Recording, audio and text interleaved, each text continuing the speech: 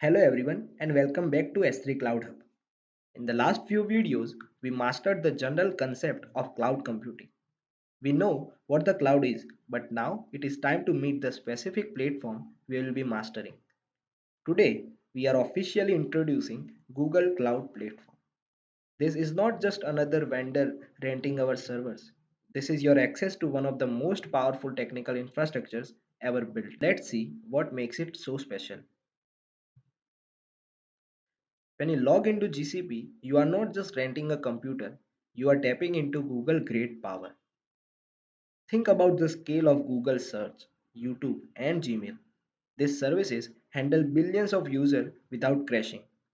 When you use GCP, your applications run on that exact same high speed infrastructure. There are three things that define this problem: massive catalog. You get access to hundreds of services ranging from simple virtual machines to advanced artificial intelligence tools. Global network. This is Google's secret weapon. They use their own private fiber optic cables laid under oceans and across continents. This makes data travel faster and more securely than on the public internet. Universal scale. Whether you are a student launching a startup or a massive enterprise, the platform scales to fit your needs perfectly. So, why are companies choosing Google Cloud over competitors? It comes down to four key pillars. First is data and AI leadership. Google invented many of the modern AI technologies we use today. If your goal is to build smart applications with big data and machine learning, GCP is the industry leader. Second is the private internet.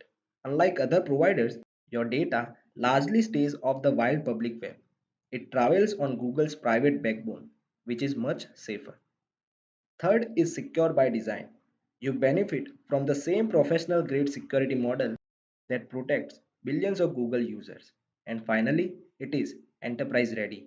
It is designed to handle huge complex workloads with ease. Now that we understand the power of the platform, the next question is how do we actually master it?